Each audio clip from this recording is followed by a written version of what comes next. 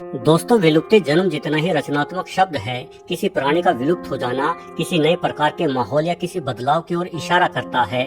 पृथ्वी पर जीवन में लगातार बदलाव आते रहे हैं, नए प्रकार के प्राणी जन्म लेते रहे हैं और विलुप्त भी होते रहे हैं।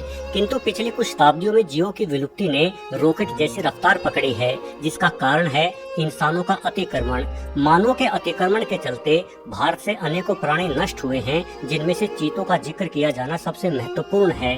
प्रकृति की ये बेशकीमती रचना यानी चीता आज भारत से विलुप्त हो चुका है और चीतों की विलुप्ति एवं वर्तमान में भारत भूमि पर चीतों को पुनः बसाए जाने के प्रयास करना सबके सब चर्चावान विषय रहे हैं। ये बेहद ही ध्यान आकर्षित करने वाला तथ्य है कि बिल्ली परिवार के जितने भी सदस्य हैं, सभी को अलग अलग देशों में अलग अलग नामों से जाना जाता है। जैसे शेर को हिंदी भाषा बोलने वाले लोग शेर तो अंग्रेजी बोलने वाले लोयन कहते हैं, वहीं अफ्रीकन लोग शेर को सिम्बा कहकर पुकारते हैं। किंतु चीता को पूरी दुनिया में चीता ही कहा जाता है, जिससे पता चलता है कि भारतीय भाषा और संस्कृति से चीता किस प्रकार से जुड़ा हुआ था। चीता शब्द संस्कृत के चित्राकू शब्द से निकला है, जिसका अर्थ होता है धब्बेदार। भारत से चीता की विलुप्ति के दो कारण गिनाए जाते हैं। पहला, इंसानों द्वारा इनका शिकार किया जाना एवं इन्हें पालतू बनाकर रखना, और दूसरा बढ़ता मरुस्थलीकरण। लगातार बढ़ते सूखे के कारण भारत में चीतों के रहने के स्थान तेजी से बंजर भूमि में बदल गए, जिस कारण घास चरने वाले जीवों की संख्या घटी और चीतों के भोजन में कमी आई। ठीक इसी दौरान मानवों द्वारा चीतों को मार डालने या इन्हें पालतू बनाने का शौक भी चीतों के जीवन पर कहर बनकर टूटा। आप यकीन करेंगे कि भारत में अंग्रेजों के जमाने में जंगल से पकड़े गए एक चीते की कीमत मात्र 10 से 15 रुपए ही हुआ करती थी। चीतों की खूबसूरत खाल के लिए इनका शिकार किया जाता था। वहीं मानव चीतों को खुद के लिए शिकार जुटाने के मकसद के चलते या शौकिया तौर पर पालतू भी रखते थे। मुगल काल में मुगल बादशाहों द्वारा बड़ी संख्या में चीतों को पालतू बनाया जाने लगा। ऐसा दावा किया जाता है कि मुगल बादशाह अकबर के पास 9000 चीते थे। इन चीतों से हिरणों और खरगोश इत्यादि का शिकार करवाया जाता था। चीतों को पिंजरे में कैद करके नहीं, बल्कि इन्हें कुत्तों की भांति जंजीर से बांध कर रखा जाता था, क्योंकि बेचारे चीते शेर या तेंदुओं की तुलना में काफी कम हिंसक होते हैं। ये आसानी से इंसानों से डरकर पीछे हट जाते हैं। और चीतों के साथ एक बड़ी समस्या ये है कि पालतू चीता प्रजनन करना ही छोड़ देते हैं। शायद ये कैद में नई पीढ़ी को जन्म देना पसंद नहीं करते। आज चिड़ियाघरों में कैद किए गए चीतों द्वारा संतान उत्पन्न करने के मामले भी बहुत ही कम बार सामने आते हैं। मानव द्वारा पालतू बनाए गए चीतों द्वारा संतान उत्पन्न न करने के कारण ही भारत में इनकी संख्या बेहद ही तेजी से गिर गई और चीतों का दिखाई दे पाना दुर्लभ हो गया, जिस कारण भारत में चीतों की कीमत 10 से 15 रुपयों की बजाय 100 से 150 रुपयों के बीच हो गई। उस जमाने में ये एक बड़ी रकम थी, इसलिए जंगलों के आसपास बसे आदिवासी सभी चीतों को ढूंढ ढूंढ कर पकड़ लाए और उनका व्यापार कर दिया। दोस्तों, माना जाता है कि छत्तीसगढ़ में कोरिया नामक एक छोटी सी रियासत के राजा रामानुज प्रताप सिंह ने अंतिम भारतीय चीतों का शिकार 1947 में किया था। किंतु चीतों को देखे जाने के दावे भारत में 1955 तक किए जाते रहे हैं, लेकिन हमारी सरकार ने शानदार जीव को खोजने या बचाने के कोई प्रयास नहीं किए।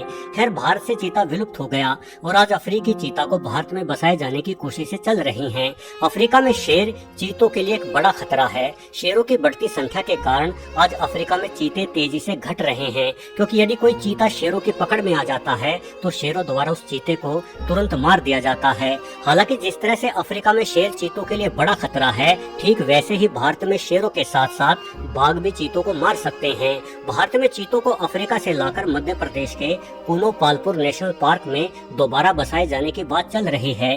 किसी जमाने में यह स्थान दुनिया की इकलौती ऐसी जगह थी जहां शेर, बाघ और तेंदुओं के साथ साथ चीते भी रहा करते थे।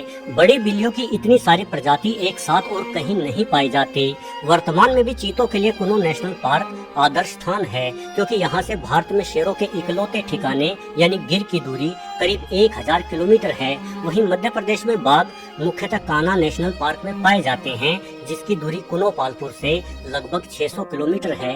हालांकि कुनो पालपुर पार्क में भी कभी कभी बाघों को देखे जाने का दावा किया जाता रहा है। वर्ष 2020 में भी यहाँ एक बाघ को देखा गया था, किंतु 1, 2 या 4 की संख्या में बाघ चीतों के लिए कोई बहुत बड़ा खतरा नहीं माना जा सकता।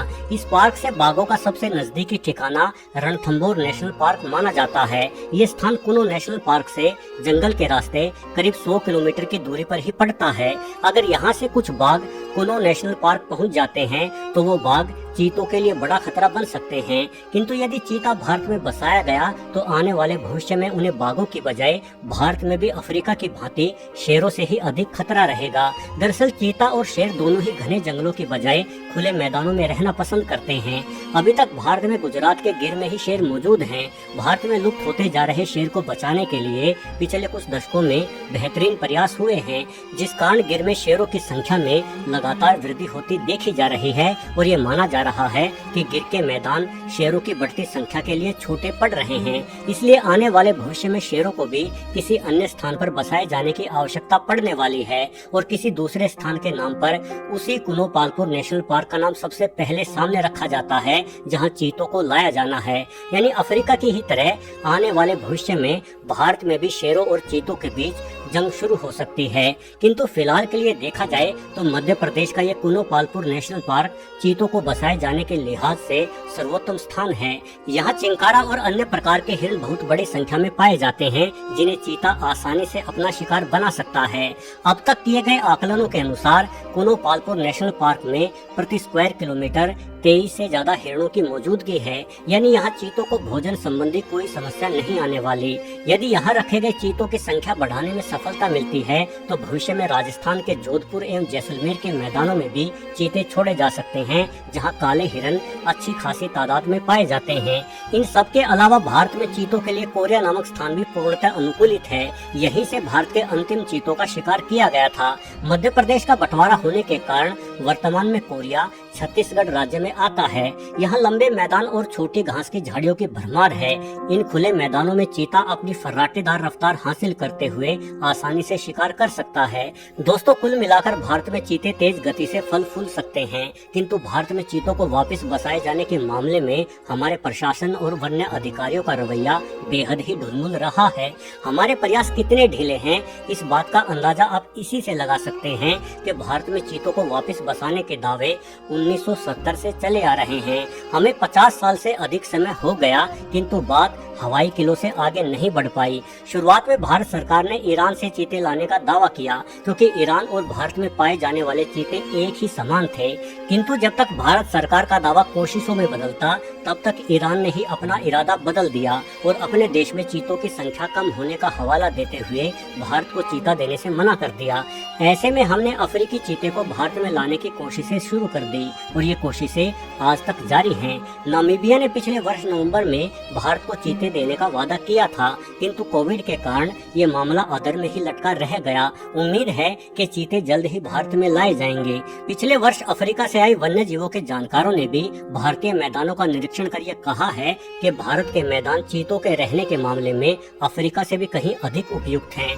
IUCN, जो प्रकृति और जीवों से जुड़ी सबसे बड़ी संस्था है, उसके द्वारा भी ये माना गया है कि यदि भविष्य में चीतों को अफ्रीका और दुनिया से लुप्त होने से बचाए रखना है तो चीतों को भारत में वापस बसाना ही होगा।